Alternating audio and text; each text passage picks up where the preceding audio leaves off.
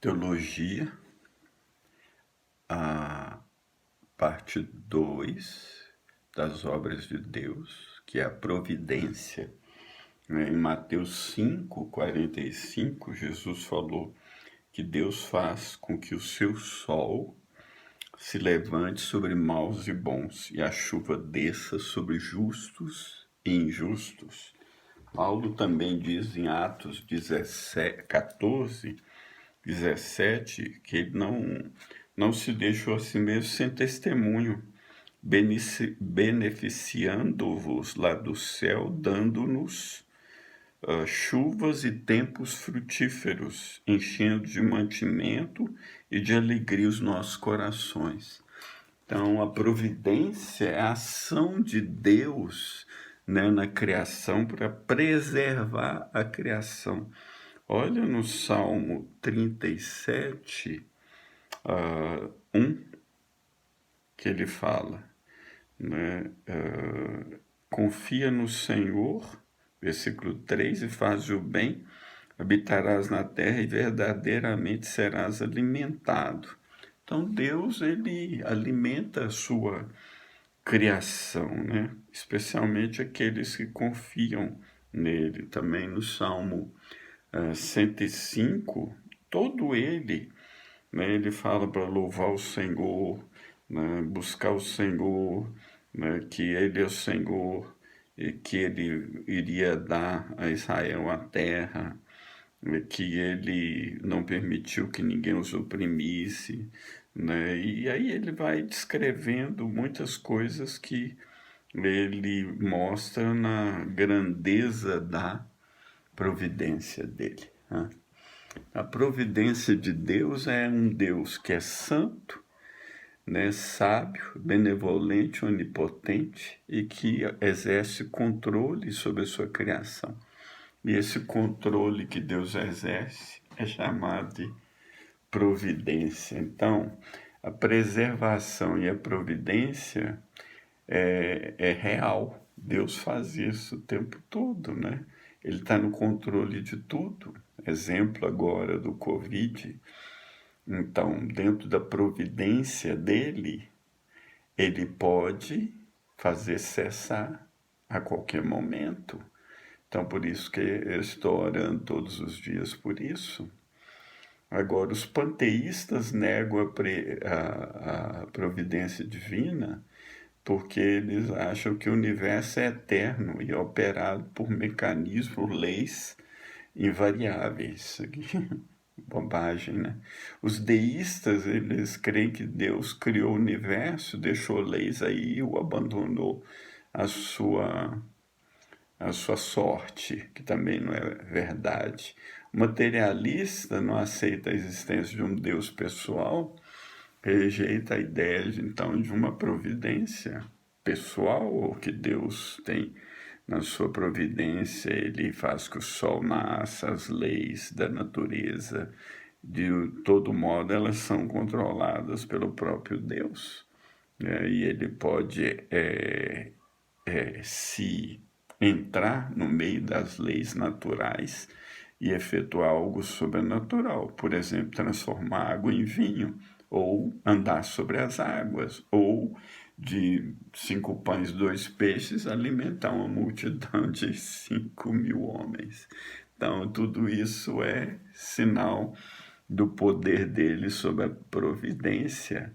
Então, dentro da providência, olha o que acontece. Primeiro, Deus governa o universo físico. No Salmo 103, no versículo 19, fala assim, olha, o Senhor tem estabelecido o seu trono nos céus e o seu reino domina sobre tudo, né? Como ele disse a Nabucodonosor, o céu domina e coloca quem ele quiser no trono, né? Porque o céu tem domínio sobre o reino dos homens e o dá a quem quer, né? No Salmo 104, o versículo 14, ele diz que ele faz crescer a erva para o gado, a verdura para o serviço do homem, para fazer sair da terra o pão, o vinho que alegra o coração do homem, o azeite que faz reluzir o seu rosto, o pão que fortalece o coração do homem, as árvores do Senhor, e por aí vai. Tudo foi criado por ele e para ele. Então ele governa sobre o universo, sobre o seu universo físico, né? Sobre a natureza, né? Então a natureza distribui os benefícios divinos, né? Segundo a necessidade dos homens, né? Então a terra, como eu disse antes, foi sujeita à maldição, mas Deus ainda assim, né, cuida dessa terra no seu propósito eterno. Outro sinal da providência de Deus é que ele cuida até dos animais, né? O próprio Salmo 104 diz no 21, os leõezinhos bramam pela presa e de Deus buscam seu sustento. Ou Jesus diz que nenhuma ave, né, que ele alimenta as aves, né, que você não vai ver passarinho preocupado, né, porque Deus lhes dá o alimento. Deus deu aos animais instintos que os capacita por natureza a cuidar de si uns dos outros, mas eles dependem do Criador para o seu sustento, ou como os animais domésticos dependem dos seus donos para os alimentar. Né? Triste ver, né, os cãezinhos, os gatinhos abandonados aí, né? Eu acho que isso tem uma parte da providência de Deus provando corações, né? Se a gente vai amar os animaizinhos e cuidar deles, porque o justo cuida bem dos seus animais, está escrito. Isso faz parte da providência de Deus.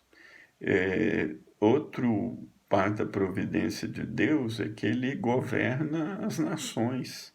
Olha o Salmo ainda 22, Salmo 22, versículo 28, que fala assim: porque o reino é do Senhor e ele domina entre as nações. Ou o Salmo 66, 66, versículo 7. Ele domina eternamente pelo seu poder, seus olhos estão sobre as nações, não se exalta os rebeldes.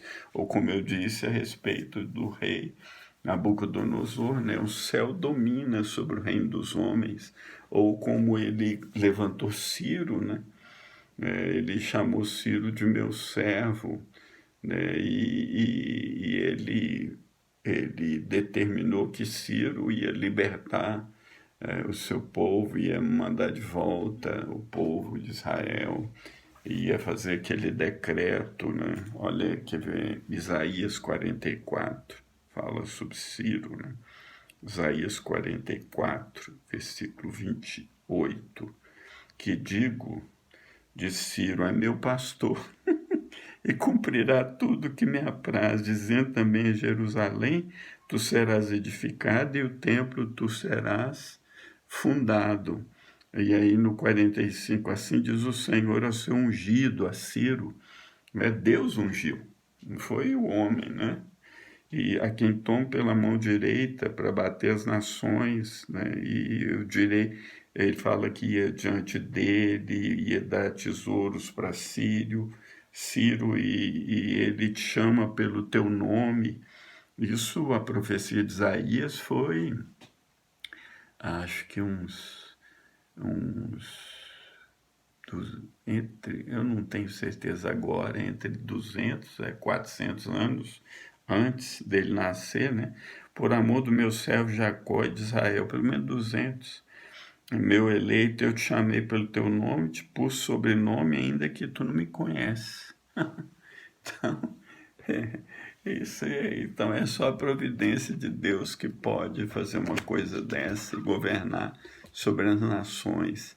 Ele também, dentro da providência dele, ele cuida do nosso nascimento, né? Jeremias, antes que antes que eu te amei antes que você estivesse desde o ventre da sua mãe, o Salmo 139, de modo assombroso fui criado, os teus olhos me viram substância uniforme. Então a providência do Senhor afeta a nossa vida. Ele diz que os cabelos da nossa cabeça estão contados. Ele diz que cuida e nos dá o nosso pão diário, quando ele ensinou a orar, né? O pão nosso de cada dia nos dai hoje. Ele nos alimenta. Eu nem tenho muita convicção apenas que ele está falando de comida, mas eu penso até do pão que cai do céu, que é Cristo, né? Então ele nos alimenta, ele nos dá vida, ele nos dá o sopro, ele se interessa pelos nossos êxitos, ele cuida dos nossos fracassos, né? Lucas 1, que é um capítulo bem longo, né? Versículo 52. Diz que ele depôs dos tronos os poderosos e elevou os humildes. Então ele cuida dos humildes da terra, do seu povo que deve ser humilde, né? No Salmo 75, ele fala isso também. Salmo 75, versículo 6, diz assim: porque nem do Oriente, nem do Ocidente, nem do deserto vem exaltação, mas Deus o juiz, um abate, a outro exalta. Então, a gente devia, né, preocupar menos com a nosso prestígio ou autoexaltação e confiar na soberania e sabedoria de Deus, né? Porque toda promoção vem do Senhor. Humilhai-vos debaixo da mão de Deus, para que ele, em tempo oportuno, vos exalte, lançando sobre ele toda a vossa ansiedade, porque ele tem cuidado de nós, ou de vós, né? Então, ele fornece proteção para nós, né? Como eu já falei, Romanos 8, todas as coisas cooperam para o bem daqueles que amam a Deus, daqueles que são chamados segundo o seu propósito, seu decreto que fez Jesus nosso Senhor antes dos tempos eternos, né? Ele supre as nossas necessidades, ele cuida de nós, né? Paulo diz em Filipenses que ele buscava para os filipenses algo que colocasse na conta deles. Acho que vale a pena ler, né? Filipenses 4. Vamos ver Filipenses 4, lá no final do capítulo, né? Ele diz, quando ele fala que o meu Deus, segundo as suas riquezas, suprirá todas as vossas necessidades em glória por Cristo Jesus. Então, não vamos ficar tão aflitos e tão preocupados, né? Vamos descansar no Senhor e na força do seu poder, porque Ele cuida de nós, Ele nos dá todas as coisas nele, né? Deus vivo, que abundante nos dá todas as coisas para delas nos alegrarmos. Isso é em 1 Timóteo 6, 17, quando ele fala uma mensagem para os ricos, né? E Jesus falou, né? Buscar em primeiro lugar o reino e a sua justiça, e todas essas coisas vos serão acrescentadas, né? E que coisa Jesus falou? O que comer, o que vestir, onde você vai dormir, né? Coisas básicas da vida. Deus garante que vai cuidar de nós. Fui jovem, hoje sou velho. Nunca vi um justo desamparado, nem a sua descendência mendigar o pão. Isso não significa que a gente deve desprezar os mendigos, quem está em necessidade, né? Porque Paulo diz que ele aprendeu todas as coisas a ter fartura e a ter fome. Então, em circunstâncias da vida, você pode cair numa necessidade, só que você não vai mendigar o pão, né? Você vai descansar no Senhor, você vai pedir ajuda, você vai compartilhar a necessidade. Mas a gente deve compadecer dos que estão sofrendo e que pedem ajuda, mesmo sendo mendigos, e não desprezá-los.